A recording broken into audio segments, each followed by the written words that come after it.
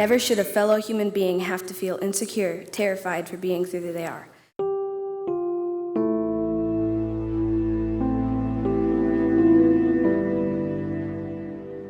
My name is Magda Shalom. I was born in Győr, Hungary. And I am a survivor of Auschwitz. My name is Bob Hershkowitz, and I was born in Belgium. My name is Joshua Gortler. I was born in a very small town. My name is Susie Sherman. I was born in 1930. My name is George Baikovsky, and I was born on a farm in My name is Hester Kuhl, and I was born in Amsterdam. I'm Peter Dam. I was born in Berlin, Germany. My name is Bertie Marson, and I was born in Amsterdam. My name is Eva Tannenbaum Cummins, and I'm from Berlin, Germany. My name is Peter Metzelar, born in Amsterdam, Holland. My name is Frida Zuri. I was born in 1929 in Moravska Ostrava. I'm Steve Adler. I was born in Berlin, Germany, 1930. I was 8.5 years old when my mother and father put me on a train to Hamburg and then on a ship to London. My liberty was taken away from me when I was 14 years old.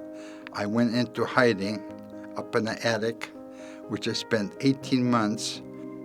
My name is Henry Friedman. I was born in Brody, Poland. One day they said they are going to take us again somewhere. And they put us in a cattle wagons, and each section about 100 people. And we were just packed in, but somehow I was pushed to a little window, and as I looked out the window, I saw my father standing outside, and I yelled out, "Dad!" They dragged him, they started to beat him, kicked him, and that was the last time I saw my father.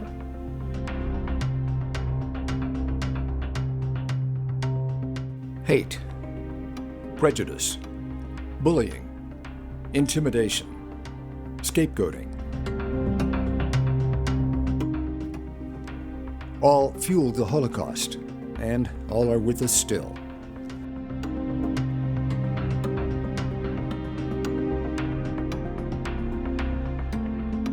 My family is originally from Somalia, but there was a civil war that forced them out. The Somali Civil War was a war that had a lot of similarities with the Holocaust. I lost a lot of family members because they were from the wrong tribe and they were scapegoated by other tribes for the nation's problems, and that's why I had to flee my home country. Genocide, Cambodia in the mid-1970s, 2 million dead. Bosnia, Srebrenica, 1995, genocide, 8,000 dead. Rwanda, genocide, 1994, 800,000 dead. Darfur, 2003, genocide, 300,000 dead.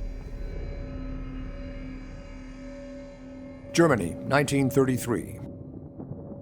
Germany's defeat in World War I leaves the economy devastated.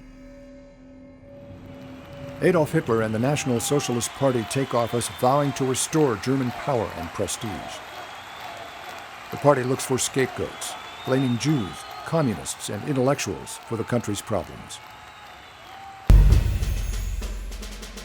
The National Socialist German Workers' Party, the Nazis. The Nazis and their collaborators implemented the systematic state-sponsored annihilation of European Jewry. Between 1933 and 1945, 6 million Jews were murdered. The Nazis targeted millions more for destruction, citing ethnic, racial, or national reasons.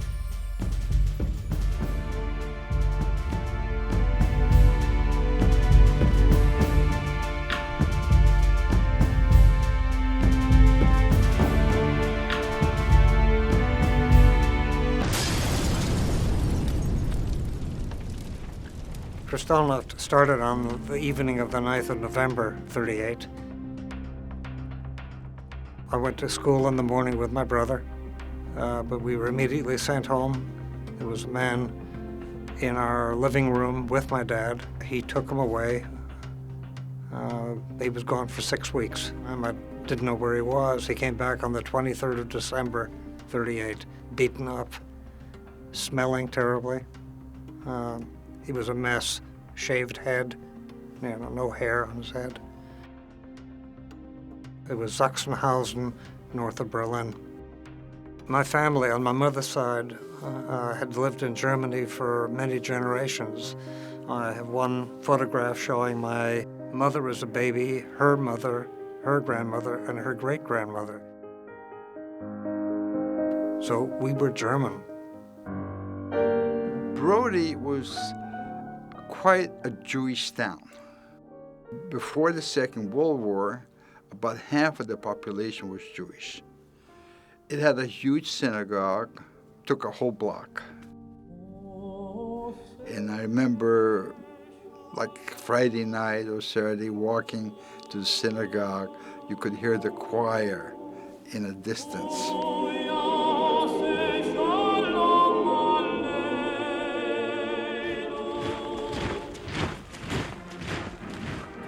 When Nazi Germany occupied Brody, Jews could not go to school any longer. Jews could not teach. September 1935. After declaring Germans to be racially superior, Hitler imposes the Nuremberg Laws. The law for the protection of German blood and German honor prohibited marriages and relations between Jews and non-Jews. The Reich Citizenship Law stripped Jews of their German citizenship. The Nuremberg Laws institutionalized Nazi racist theories, defined a Jew as anyone with 3 or 4 Jewish grandparents, and deprived Jews of their political rights.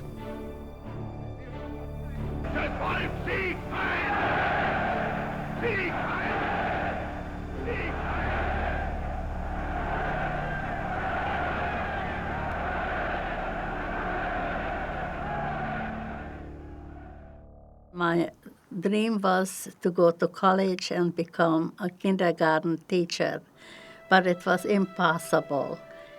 And my sister, who just graduated from college and became a teacher, she couldn't get a job because they fired people, Jewish people, not hiring.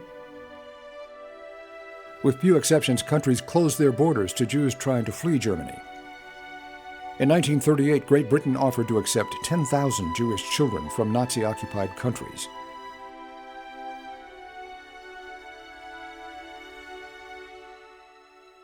I was one of the 10,000 children that was permitted to enter England using the Kindertransport to get us out of Germany. And my parents put me on the train, and that's how I got out. I was in a foreign country. I didn't know the language. I didn't know anything. I didn't know where I was supposed to go.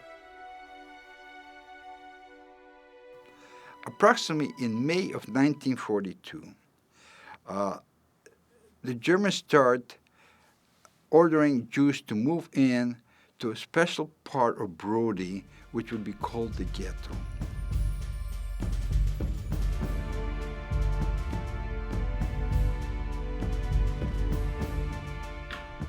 One night, a neighbor girl waited for me at the train station and said, "Don't be surprised because your parents and your brother is already packed and you have to leave your home." The next morning, we were still in our home when people come in and whatever they wanted to take out, nobody stopped them. Myself, my mother, my brother, and the Jewish teacher found space with the parents of Julia Simchuk, who risked their lives to take our family in. Only a small percentage of non-Jewish people like the Simchuks, helped rescue Jews. Half of the house the Simchuks lived in, the other half, they had animals. We were put above the animals.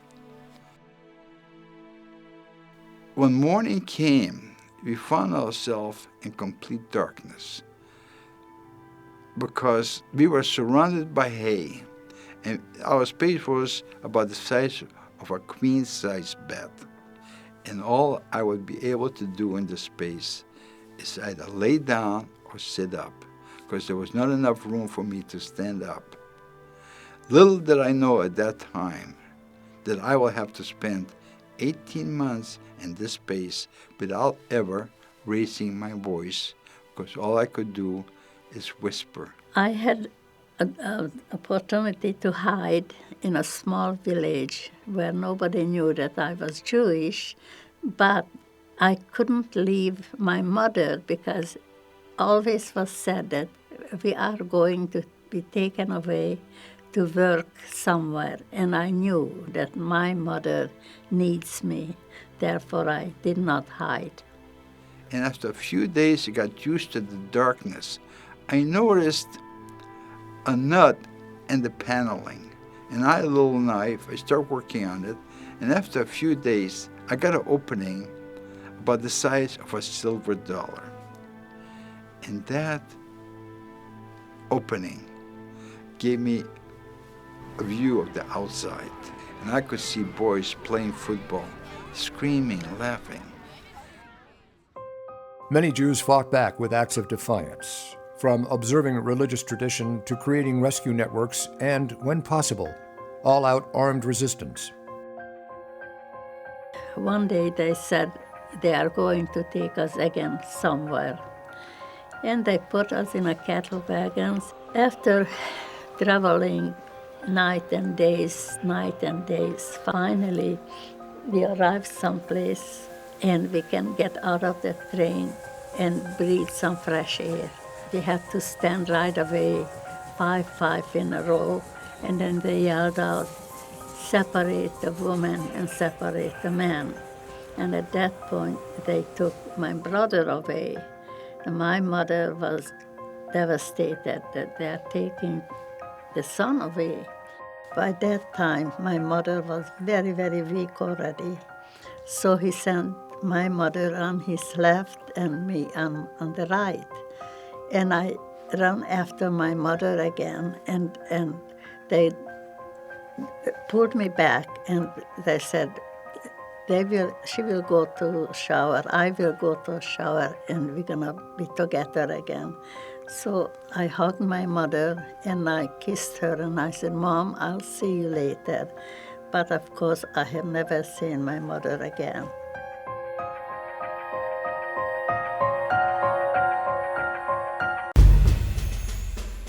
The Nazis operated thousands of concentration camps, forced labor camps, and death camps.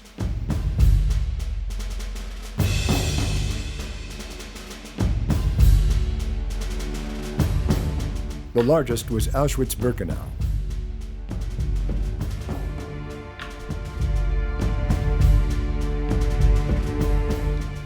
From early 1942 to late 1944, trains delivered Jews from all over Nazi-occupied Europe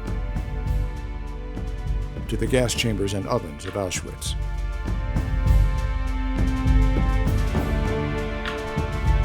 At Auschwitz alone, the Germans murdered 1.1 million people. 90% of them were Jews. I was for 10 days in Auschwitz. And then they decided to take us someplace else. And we arrived to Krakow, Plaszow, a terrible, terrible concentration camp. They gave us work that's just unbelievable. The people that took us in were not the elite. They were poor people. My father prepared food for 6 months, but the food was gone after 3 months. And we were cut down to one meal and would be sent up to us at night. Mainly it was a pot of soup and a piece of bread for each one of us.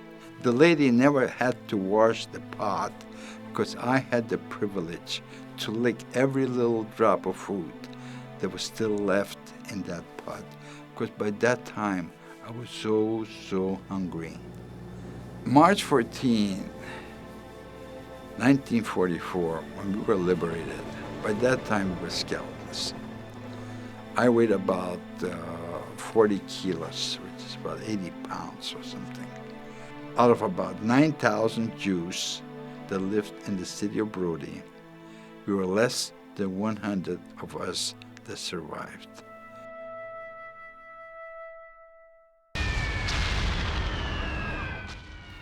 The Russian army got closer, so the Germans didn't want them to see a concentration camp. So they decided to take us away from over there. And we winded up again in Auschwitz. And this is the time when we got our tattoos. A-17170.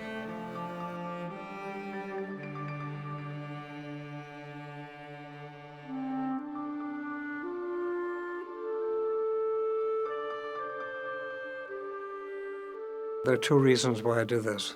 The first one is that I feel myself being the voice of the children who didn't make it. But the second reason, I think equally important, is that I feel that the story about my experience is being played out again in schools. Children who are different are singled out for bullying or other unacceptable behavior, and that's exactly what happened to me.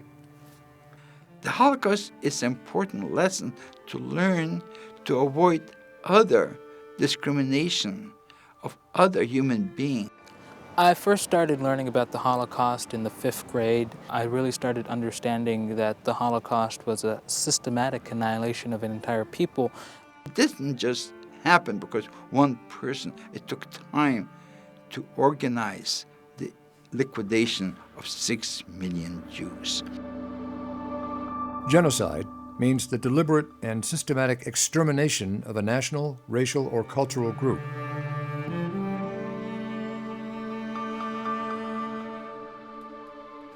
The word genocide was introduced into the English language in 1944 by Raphael Lemkin, a Polish Jew who escaped the Holocaust.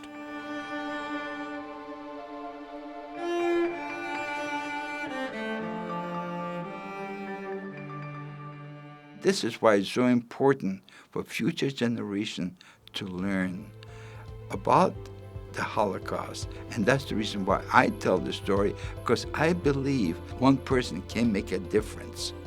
And all I hope is one person will make the right decision and save another life. Because one life is as important as saving the world. Never should a fellow human being have to feel insecure, terrified for being who they are. Standing idly by, watching people being bullied, that is worse than doing the evil itself. We must learn from history and stand up for what is right and against what is wrong. The time is long since past to stop watching, to stop bullying.